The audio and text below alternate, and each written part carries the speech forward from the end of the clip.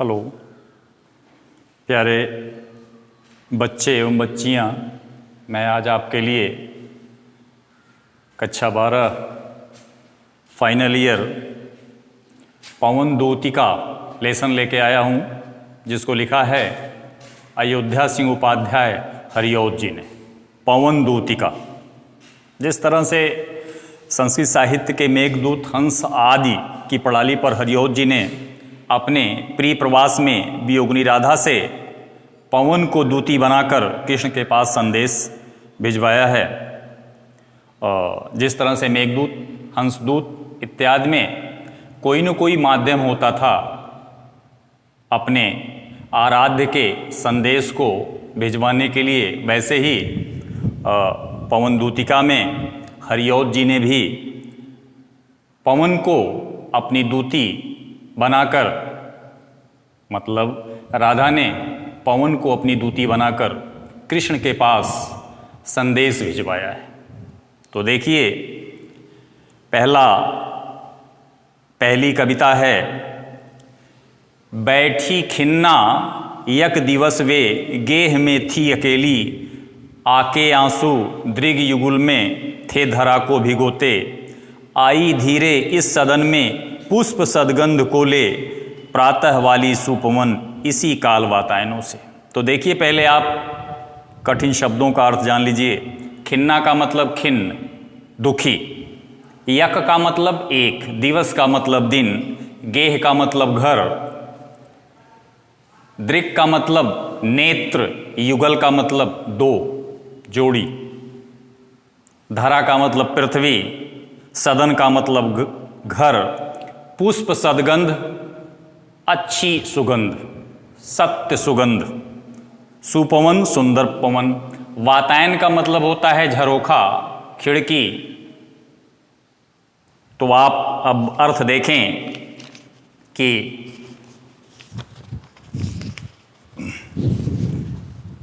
बैठी खिन्ना एक दिवस वे गेह में थी अकेली, आके आंसू दृगयुगल में थे धरा को भिगोते। देखो बच्चों, सबसे पहली बात कि आप लोग समक्ष नहीं हो जो भावाभिव्यक्ति होनी चाहिए, जिन भावों की अभिव्यक्ति एक अध्यापक करता है, आप लोगों के न होने की वजह से वह भाव आ नहीं पा रहा है। लेकिन चूंकि पढ़ाना है इसलिए पढ़ाऊंगा।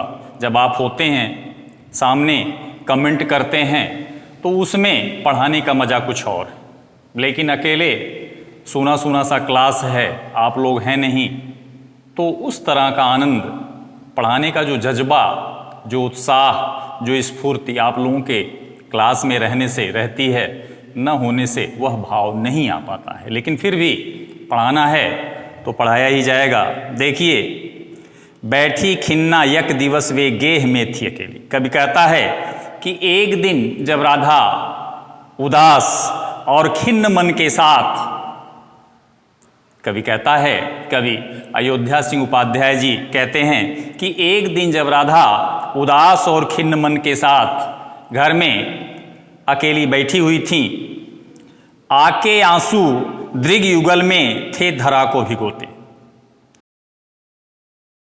आंसू बहकर जमीन पर गिर रहे थे, धरा को भिगोते। आंसू नेत्रों से निकलेगा तो जाहिर सी बात है वह जमीन पर गिरेगा, धरा पर गिरेगा। वही चीज है। फिर से देखिए, बैठी खिन्ना एक दिवस वे गेह में थी अकेली। कवि कहता है कि एक दिन जब राधा उदास और खिन्न मन के साथ घर में अकेली बैठी हुई थी, आके आंसू दृगयुगल में थे धरा को भिगोते। तो उनकी दोनों आंखों से आंसू बहकर जमीन पर गिर रहे थे। वे रो रही थीं। कृष्ण के विरह ने उनकी दोनों आंखों को आंसुओं से शरोवार कर दिया था, भिगो दिया था। उनकी पलकें बुरी तरह से भीग गई थी। देखिए आगे, तीसरी लाइन, आई धीरे इस सदन में पुष्प सदगंध को ले। तो तभी प्रातःकालीन सुगंधित पवन झरोखों से होकर, देखिए वातायन का मतलब क्या होता है? झरोखा, खिड़की, रोशनदान जिसको आप कहते हैं। फिर से देखिए, आई धीरे इस सदन में पुष्प सदगंध को ले, तभी प्रातःकालीन सुगंधित पवन झरोखों से होकर घर के अंदर प्रवेश करती है। ठीक है, ये 4 लाइन हो गया। अगर नहीं आ रहा तो मैं फिर से बता दूं, फिर से देखिए। बैठी, वैसे बहुत ही आसान सा अर्थ है इसका, शब्दों से ही क्लियर हो जा रहा है इसका अर्थ, कोई कठिन नहीं है, लेकिन फिर भी देखिए। बैठी खिन्ना यक दिवस वे गेह में थी अकेली। कवि कहता है कि एक दिन जब राधा उदास और खिन्न मन के साथ घर में अकेली बैठी हुई थी, आके आंसू दृग युगल में थे धरा को भिगोते, और उनकी दोनों आंखों से आंसू बहकर जमीन पर गिर रहे थे। तीसरी लाइन, आई धीरे इस सदन में पुष्प सदगंध को ले। तभी प्रातःकालीन सुगंधित पवन झरोखों से होकर घर के अंदर प्रवेश करती है। ये 4 लाइन का अर्थ हो गया। अगली 4 लाइन दूसरी कविता का, संतापों को विपुल बढ़ता देख के दुखता हो। जाहिर सी बात है कि श्री कृष्ण के राधा के प्रीतम श्री कृष्ण उनके पास नहीं हैं, और ऐसी स्थिति में सुगंधित हवा, मलयागिर की हवा, ठंडी हवा, शीतल हवा जब बहती है, राधा के शरीर पर लेपन करती है, शीतल लेपन करती है, तो उनका दुख और भी बढ़ जाता है, निश्चित रूप से बढ़ जाता है। तो देखिए, संतापों को विपुल बढ़ता देख के दुखता हो, परंतु इससे राधा का दुख और बढ़ जाता है, और दुखी होकर पवन को डांट फटकार लगाते हुए कहती हैं कि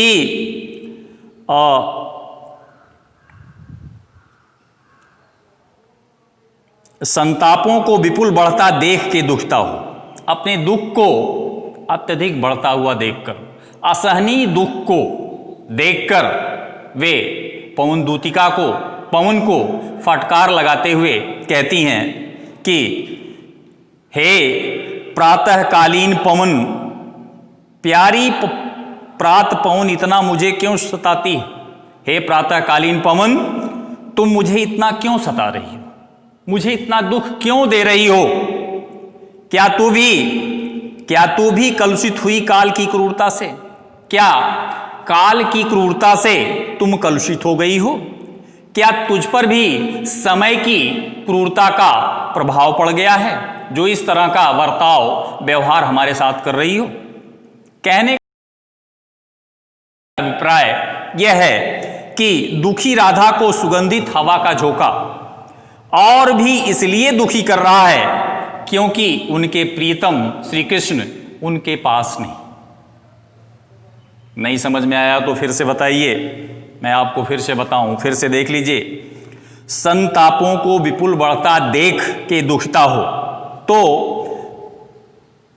जब सुगंधित पवन मंद मंद गति से चल रही है और राधा के शरीर का स्पर्श करती है, बढ़ जाता है। इस दुखी पर दुखित होकर पवन दूतिका को फटकार लगाते हुए राधा कहती हैं कि हे प्रातःकालीन पवन, क्या तुम भी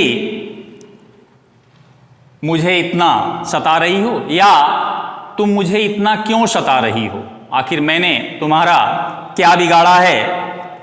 तू भी समय के साथ बदल गई है। समय की क्रूरता का प्रभाव क्लियर है कि नहीं? आगे चलें।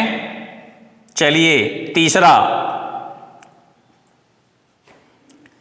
मेरे प्यारे नौ जलद से कंज से नेत्र वाले। पहली चीज तो आप ये जान लीजिए, नवीन, जलद का मतलब होता है बादल, कंज का मतलब क्या होता है? कमल। श्री कृष्ण के नेत्र कैसे हैं? कमल के समान। आगे है मधुबन, प्राचीन एक वन जिसमें राधा और कृष्ण घूमा करते थे, विहार किया करते थे। संदेशा का मतलब संदेश, मैसेज। बावली का मतलब पागल। बस अब आप इसका देखिए, प्रस्तुत कविता में राधा के द्वारा पवन को दूतिका मानकर, प्रस्तुत कविता में राधा के द्वारा पवन को दूतिका मानकर अपने आराध्य प्रीतम श्री कृष्ण के पास भेजा जा रहा है। प्रस्तुत कविता में राधा के द्वारा पवन को दूतिका बनाकर अपने प्रीतम श्री कृष्ण के पास है कि जिस रास्ते से होकर पवन दूतिका जाएगी वह रास्ता बड़ा ही मनोरम है, बड़ा ही सुंदर है, बरबस आकृष्ट कर लेने वाला है। तो राधा के मन में ये संदेह पैदा होता है कि कहीं इस में पवन दूतिका न पड़ जाए और मेरा संदेश श्री कृष्ण अपने प्रीतम श्री कृष्ण के पास न जा सके। इसका संदेह राधा व्यक्त कर रही है। उसी से रिलेटेड ये कविता है, उसी से संबंधित ये कविता है। तो राधा पवन दूतिका को रास्ते में पड़ने वाले मनोहारी दृश्यों से सजग रहने के लिए कहती हैं। मेरे प्यारे नौ जलद से कंज से नेत्र वाले, देखिए पवन से अपनी विरह व्यथा को, विरह वेदना को व्यक्त करते हुए राधा जी कह रही हैं कि मेरे प्यारे नौ जलद से, ठीक है, नए बादल, नौ जलद नए बादल या नवीन बादल से सुशोभित एवं कमल के समान, देखिए यहां पर कंज से नेत्र वाले, कमल के समान आकर्षक नेत्रों वाले, कमल के समान आकर्षक नेत्रों वाले मेरे प्रीतम श्री कृष्ण ब्रज के इस वन में, देखिए जाके आए न मधुबन से औ न भेजा संदेशा। देखिए फिर से देख लीजिए, मेरे प्यारे नौ जलद से कंज से नेत्र वाले, मेरे प्रीतम जिनके नेत्र नहीं, मेरे प्रीतम जो नवीन बादल से के समान सुशोभित, और आगे है कंज से नेत्र वाले के समान नेत्रों वाले मेरे प्रीतम श्री कृष्ण जाके आए न मधुबन से और न भेजा संदेशा। वे जब मधुबन जा रहे थे तो उन्होंने आने के लिए मुझसे वादा किया, लेकिन जाने के बाद उन्होंने अब तक मेरे पास कोई संदेश नहीं भेजा है कि मैं कब वापस आ रहा हूं। ठीक है, मैं रो रो के प्रिय विरह से हो रही हूं बावली। उनके जाने के पश्चात मैं उनकी विरह वेदना में रो रो कर बावली हुई जाती हूं, मैं पागल हो जा रही हूं, लेकिन अब तक उनका कोई समाचार नहीं आया। ठीक है, आगे देखिए, जाके मेरी सब दुख कथा श्याम को तू सुना दे। हे पवन दूतिका, मेरी विरहावस्था को, मेरी विरह वेदना को, मैं अपने प्रीतम श्री कृष्ण के बिना किस तरह से जीवित हूं तूने मुझे देखा है। मेरी इन सारी विरह व्यथा को तुम जाके मेरे प्रीतम श्री कृष्ण से बता दो। क्लियर है कि नहीं? आगे चलिए, ज्यों ही मेरा भवन तजतु अल्प आगे बढ़ेगी। देखिए यहां पर ज्यों ही मेरा भवन, देखिए पहले तो प्रसंग में आप जान लीजिए, राधा पवन से मार्ग में आने वाले अनेक प्राकृतिक सौंदर्य से उसे सजग और सचेत रहने के लिए कहती हुई आगे कहती, मार्ग में आने वाला जो प्राकृतिक दृश्य है, मैंने अभी बताया आपसे कि वह बड़ा ही मनोहारी है। कहीं उस मनोरम दृश्य को देखकर पवन दूतिका उसमें लीन न हो जाए, उसकी तरफ आकृष्ट न हो जाए, इसलिए पवन दूतिका को सजग और सचेत रहने के लिए राधा कहती हुई आगे कहती हैं। क्या कहती हैं? ज्यों ही मेरा भवन तजतु अल्प आगे बढ़ेगी। मेरे घर से जैसे ही तू थोड़ी दूर आगे जाएगी, पवन दूतिका को संबोधित करते हुए राधा कहती हैं कि तू जैसे ही मेरा घर छोड़कर थोड़ी दूर आगे बढ़ेगी, सुखद किंतु मंजू, मंजू का मतलब सुंदर, कुंजे का मतलब कुंज, लताएं, ठीक है, शोभा वाली सुखद कितनी मंज कुंजें मिलेंगी। तो जैसे ही तुम मेरे घर से थोड़ी दूर आगे पहुंचोगी, तुम्हें अत्यंत मनोहारी और सुखदायिनी कुंजें मिलेंगी। उन कुंजों की इतनी शीतल छांव है कि कहीं तुम उन कुंजों में जाकर सो न जाओ, मेरी बातों को भुला न दो, इसलिए सजग होने के लिए कहती हूं। तो देखिए, ज्यों ही मेरा भवन तजतु अल्प, अल्प मतलब थोड़ा, ज्यों ही मेरा भवन तजतु अल्प आगे बढ़ेगी, मेरे राधा कहती हैं पवन दूतिका से कि मेरे घर से थोड़ी ही दूर जाने के बाद तुम्हें अत्यंत मनोहारी और सुखदायिनी कुंजें मिलेंगी। आगे है, शोभा वाली सुखद कितनी मंज कुंजें मिलेंगी। तीसरी लाइन, प्यारी छाया मृदुल स्वर से मोह लेंगी तुझे वे, वहां की शीतल छाया एवं जल प्रवाह व पक्षियों का कलरव और उनकी मधुर ध्वनियां, मधुर आवाजें तुम्हें बरबस अपने तरफ आकृष्ट कर लेंगी, बरबस अपनी तरफ आकृष्ट करेंगी। तो भी मेरा दुख लख वहां जान विश्राम लेना। लेकिन हे पवन दूतिका, तुम मेरे दुख को ध्यान में रखते हुए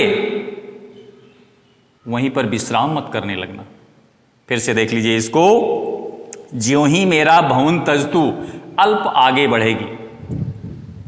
राधिका जी, राधा जी पवन दूतिका से कह रही हैं कि मेरे घर से थोड़ी ही दूर जाने के पश्चात तुम्हें शोभा वाली सुखद किंतु मंजु कुंजें मिलेंगी, तुम्हें अत्यंत मनोहारी और सुखदायिनी, सुख प्रदान करने वाली कुंजें मिलेंगी, लताएं मिलेंगी,